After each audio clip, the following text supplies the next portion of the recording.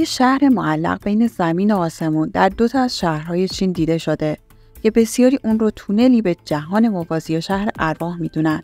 برای دونستن راز این شهرهای آسمانی تا انتهای ویدیو با من همراه باشید. ماجرای شهر شناور چینی با انتشار ویدیویی از آسمان شهر فوشان چین به سر زبون‌ها افتاد که خیلی‌ها اون رو تونلی به جهان موازی شهر ارواح میدونن. اما این شهرها در حقیقت چی هستن؟ قبل از اینکه داستان شهر شناوری که در آسمان چین دیده شده رو براتون بازگو کنم، لطفاً ویدیو رو لایک کنید.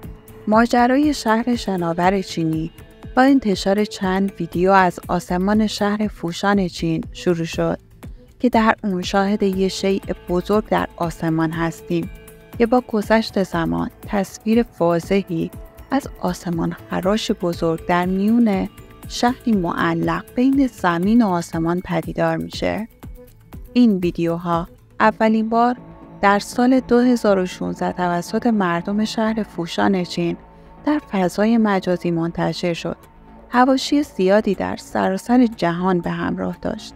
بعضیا احتمال میدادند این ویدیوها با هدف سرگرم کردن مردم ویرایش شده و غیر واقعیه. اما با توجه به اینکه هزاران نفر از این صحنه فیلم و عکس گرفته بودند، باعث شد تا محققان هم بخوان از این موضوع سر در بیارن و حتی ناسا هم تحقیقاتی رو در خصوص این ماجرا به انجام رسوند. در سال 2017 هم ویدیوهای عجیب جدیدی مثل ویدیوی قبلی شهری در آسمان شهر یویانگ چین رو نشون داد که این اتفاق اونجا هم افتاده. شهر شناور احتمال وجود قلمرو بیگانگان در سیاره زمینه.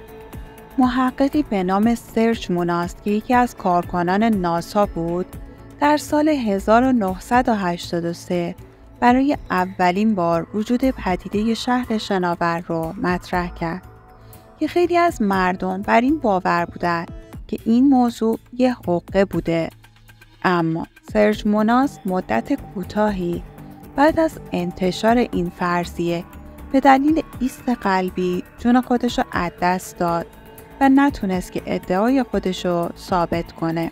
در سالهای 1996 و 2000 میلادی هم بعضی از افراد در شهرهای مختلف دنیا از مشاهده شهر شناور در آسمان گزارش دادند. از زمانی که نخستین شهر شناور دیده شده بود، داستان‌های زیادی در خصوص قلمرو بیگانگان، شهر اشباح و تونلی به دنیای مجازی منتشر شد که ترس و اضطراب زیادی به همراه داشت. در مورد ماجرای شهر فوشان چین هم شاهدان زیادی وجود داشتند، اما هیچ کدوم از اونها حاضر نشدند که با رسانه‌ها مصاحبه کنند. برای دونستن اینکه شاهدان عینی چی گفتن و نظر محققان چیه، لطفاً تا انتهای ویدیو با من همراه باشید. افرادی که شاهد شهر شناور چینی بودند، حاضر به مصاحبه با رسانه‌ها و محققان نشدند. اما این افراد دیدگاه‌های شخصی خودشون رو بعد دیدن این پدیده عجیب در فضای مجازی منتشر کردند. بعضی از این افراد معتقدند این شهر شناور انعکاسی از نورهای یکی از پروژه‌های مخفی ناساست. برای همین ناسا خواست این موضوع رو روشن کنه. پس خواست که این ماجرا رو بررسی کنه. یک گروه دیگه ادعا کردن این پدیده آزمایش فناوری هولوگرافیک در ابعاد خیلی بزرگه که دولت چین برای اجرای این طرح میخواد واکنش مردم رو ارزیابی کنه. یه موضوع باور نکردنی اینه که عده‌ای از داخل اون شهر شناور تونستن صدای خودروها و هیاهوی شهر رو به صورت واضح بشنون. چنین فرضیه‌هایی باعث شده که دانشمندان نتونن به همین راحتی پدیده شهر شناور رو نادیده بگیرن. در ویدیوهایی که منتشر شده، تعداد خیلی زیادی از مردم در حال مشاهده این پدیده هستن و برای همین با وجود این تعداد جمعیت نمیشه گفت که این یه فیلم ساختگی بوده. اگه شما چنین شهری رو در آسمان ببینید، چه واکنشی نشون میدید؟ لطفاً نظرتون رو تو کامنت ها برام بنویسید.